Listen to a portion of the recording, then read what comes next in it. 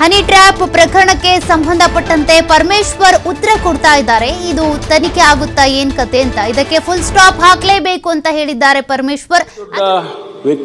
ವ್ಯಕ್ತಿಗಳು ಈ ಸದನದಲ್ಲಿ ಸದಸ್ಯರಾಗಿ ಅವರ ಕುರುಹುಗಳನ್ನ ಈ ರಾಜ್ಯದಲ್ಲಿ ಬಿಟ್ಟೋಗಿದ್ದಾರೆ, ಅವರ ಆದರ್ಶಗಳನ್ನು ಬಿಟ್ಟೋಗಿದ್ದಾರೆ.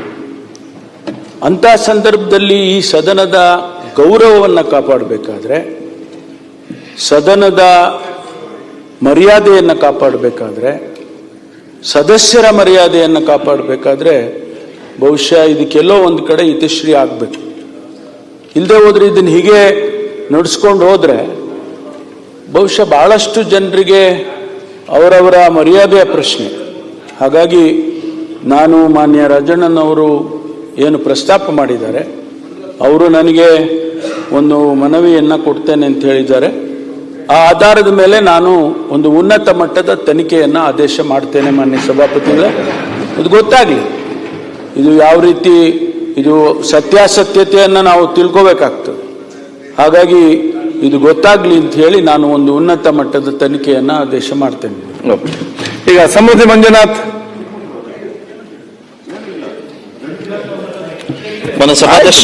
ಅಧ್ಯಕ್ಷ ಒಂದು ನಿಮಿಷ ಇದ್ರದ್ದಲ್ಲ ರೀ ಸರ್, ನಮ್ದು ಇದೆಲ್ಲ ಅರ್ಥ ಆಗ್ತಾ ಇಲ್ಲ. ನಂದಾಗಿದೆ. ಸನ್ಮಾನ್ಯ ಅಧ್ಯಕ್ಷರೇ, ನಾನು ತಮ್ಮ ಹತ್ರ ಬಂದು ಮಾತಾಡಿದ್ದೀನಿ. ಸರ್ಕಾರ ಇವತ್ತು ನಿನ್ನೆ ಎಲ್ಲ ಹಣ ರಿಲೀಸ್ ಮಾಡಿದೆ ಕಾಂಟ್ರಾಕ್ಟರ್ಗಳಿಗೆ ಕೊಡ್ಲಿಕ್ಕೆ. ಸರ್ ರೈಟಿಂಗ್ ಅಲ್ಲಿ ಕೊಡಿ. ಸಿಬಿಐ ಎನ್ಕ್ವೈರಿ ಕೇಳಿ ತಾವು ತನಿಖೆ ಮಾಡಿಸಿದ್ರೆ ಅದಕ್ಕೂ ಸಂತೋಷ, ನಾನು ಕೊಡ್ತೀನಿ. ಓಕೆ ಸರ್, ಸರ್ಕಾರ ಹಣ ರಿಲೀಸ್ ಮಾಡಿದ್ದನ್ನು ಕೂಡ ಟ್ರೆಜರಿ ಬಾಗಿಲು ಹಾಕಿದ್ದಾರೆ. ನಮ್ಮ ಬಿಲ್ಗಳು ಪಾಸ್ ಆಗ್ತಾ ಇಲ್ಲ. ಇವತ್ತು ದಯವಿಟ್ಟು 30ನೇ ತಾರೀಕಿನವರೆಗೆ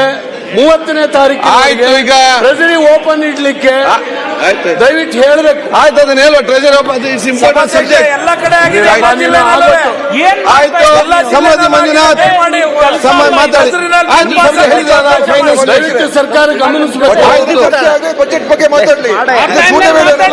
ಅಲ್ಲ ರೀ, 30ನೇ ತಾರೀಕು ಟ್ರೆಜರಿ ಕ್ಲೋಸ್ ಆಗಬೇಕು. ಹೇಳಿದ್ರೆ ಆಯ್ತಲ್ಲ. ಬಿಲ್ ಪಾಸ್ ಮಾಡ್ತಾ ಇಲ್ಲ. ಜಾನಂದ್ರ ಅವರೇ ಮುಖ್ಯಮಂತ್ರಿ ಪಕ್ಕ ಚೇಂಬರ್ ಇದ್ದಾರೆ. Finance secretary